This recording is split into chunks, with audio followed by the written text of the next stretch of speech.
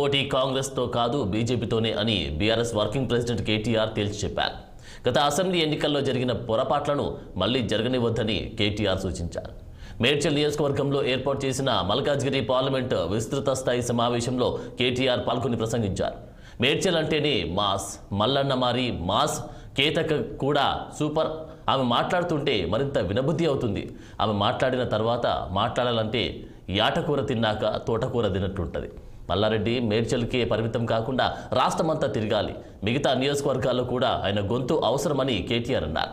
BRS MP అభ్యర్థి రాగిడి లక్ష్మారెడ్డి సామాజిక సేవలు చేస్తూ మల్కాజ్గిరి పార్లమెంట్లోని ప్రజలతో కలిసి మెలిసి ఉన్నారు. బ్రహ్మాండంగా ఆయనకు సేవాగుణం ఉంది. వారిని కేసీఆర్ పిలిచి ఆశీర్వదించి అభ్యర్థిగా ప్రకటించారు. మనకు కాంగ్రెస్తో పోటీ లేదు, కేవలం డమ్మీ అభ్యర్థిని మన ప్రాంతంలో సంబంధం లేని వ్యక్తిని నిలబెట్టారు. చేవెళ్లలో రిజెక్ట్ చేస్తే ఇక్కడ బలవంతంగా నిలబెట్టారు. ఇక్కడ మనకు పోటీ బీజేపీతోనే అని కేటీఆర్ అన్నారు. మల్కాజ్గిరిలో పోటీ కాంగ్రెస్తో కాదు బీజేపీతోనే అని కేటీఆర్ ధీమా వ్యక్తం చేశారు. చెప్తాడు, నేనే తెచ్చిన ఈ కాగితం, వచ్చిన 100 రోజుల్లోనే కాగితం నేనే తెచ్చిన అంటుండు. అయ్యా రేవంత్ రెడ్డి గారు, చెప్పుకున్నది అందుకోతే సిగ్గు ఇజ్జత్ మానం ఏదైనా ఉండాలి, కనీసం ఆలోచన ఉండాలి. ఒక ఫైలు కదిలి ప్రాసెస్ అయ్యి రావాలంటేనే నెలలు పడుతుంది. పోయిన ఆగస్టులోనే ఎప్పుడో పని అయిపోయింది. మధ్యలో ఎలక్షన్లో చుట్ల మరి ఆనాడు ఎలక్షన్ కోడ్ వల్ల కొద్దిగా ఆలస్యమైంది. ఈ ఎలక్షన్ నువ్వు కూడా అనుకోలే, మేము కూడా అనుకోలే, మేము ఓడిపోతామని.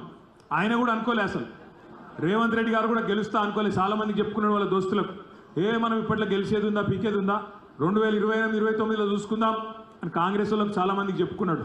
కానీ అదృష్టమైనది బాగుంది. తంత గారెల బుట్టలో పడ్డట్టు ఆయనతో వచ్చి ముఖ్యమంత్రి కుర్చీలో పడ్డాడు. కానీ అబద్ధాలు చెప్తాడు. బాధ ఎక్కడ అంటే అబద్ధాలు, పచ్చి అబద్ధాలు. నేనే తెచ్చినా అంటాడు. నిన్న మొన్నటి దాకా ఇదే రేవంత్ రెడ్డి ఏమన్నాడు, అసలు బీజేపీ వాళ్ళు బీఆర్ఎస్ వాళ్ళు ఒకటే, వీళ్ళంతా లోపల బదులుకున్నారు నిన్న మొన్నటి దాకా ప్రచారం చేసిండు. కానీ నిన్న మొన్న ఏం మాట్లాడుతున్నాడు, మళ్ళీ ఈ కాగితం తీసుకొచ్చి ఇగో కేసీఆర్ 10 ఏళ్ళకెళ్ళి బీజేపీతో పంచాయతీ పెట్టుకున్నాడు కాబట్టి వాళ్ళు ఇయ్యలేదు, నేనేమో మంచిగా పోయి అడిగినా అందుకే ఇచ్చినట్టుడు. రేవంత్ రెడ్డిని ఒక మాట మీద నిలవాడు. నిన్న మొన్నటి దాకానేమో బీఆర్ఎస్ బీజేపీ ఒకటే అంటివి, మేము లోపల దోస్తులు వంటివి. ఇయ్యాలనేమో బయటికి వచ్చి లేదు 10 ఏళ్ళు పంచాయతీ పెట్టుకున్నారు కాబట్టి వాళ్ళకి ఇయ్యలేదు, నేను పోయి మంచి మాటతో అడిగితే ఇచ్చినా అని చెప్పి డైలాగులు కొడుతున్నావు. వాస్తవం నీ ఆత్మ కూడా తెలుసు. పోయిన గవర్నమెంట్లో పని అయిపోయింది, నీకు మాత్రం కాగితం నీ చేతికి వచ్చింది. ఆ చేతికి వచ్చిన కాగితాన్ని పట్టుకొని ఇలా నోటికి వచ్చిన మాటలు మాట్లాడుతున్నావు. రేవంత్ రెడ్డి గారు చెప్తాను.